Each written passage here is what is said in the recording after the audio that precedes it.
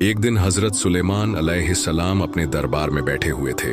उन्होंने देखा कि उनका खास परिंदा हुदहुद दरबार में मौजूद नहीं है। जब थोड़ी देर बाद हुदहुद वापस आया और उसने एक अजीब बात बताई। मैं वह चीज जानता हूं जो आप नहीं जानते। मैंने एक ऐसी सल्तनत देखी है जिसका नाम सबा है।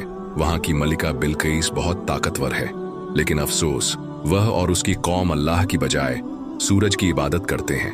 ये सुनकर हजरत सुलेमान अलैहिस्सलाम ने मलिका बिल्किस को एक खत भेजा जिसमें लिखा था, अल्लाह के नाम से जो रहमान और रहीम है, अपने लोगों पर जुल्म करना छोड़ दो और मेरे पास आकर इस्लाम कबूल करो। जब मलिका बिल्किस को यह खत मिला तो वह हैरान रह गई। उसने अपने वजीरों से सलाह ली। कुछ ने कहा, हम बहुत ताकतवर हैं, अगर जंग हुई तो हम सुलेमान का मुकाबला कर सकते हैं। लेकिन बिल्किस समझदार थी।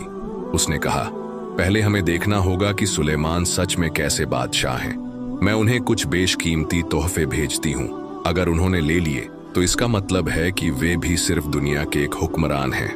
लेकिन अगर उन्होंने इनकार कर दिया तो हमें समझना होगा कि वे अल्लाह के नबी हैं। जब ये तोहफे हजरत सुलेमान अलैहिस्सलाम के पास पहुंचे तो उन्होंने इन्हें ठुकरा दिया और ऐलान किया, अगर वह सरेंडर नहीं करती तो हम उसके खिलाफ ऐसी फौज लेकर जाएंगे जिससे वह लड़ भी नहीं सकेगी। ये सुनकर बिल्किस डर गई और खुद मिलने का फैसला किया।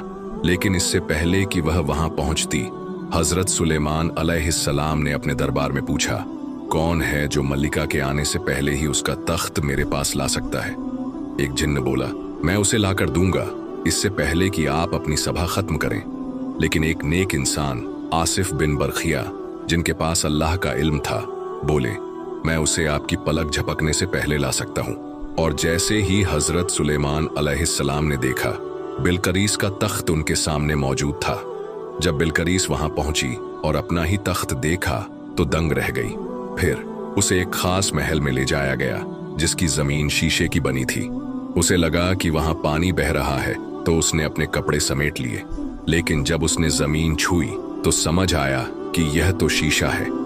अब उसे एहसास हुआ कि हजरत सुलेमान अलैहिस्सलाम कोई आम बादशाह नहीं बल्कि अल्लाह के सच्चे नबी हैं। उसने फौरन अल्लाह पर ईमान ले आई और सुलेमान अलैहिस्सलाम के हाथों इस्लाम कबूल कर लिया।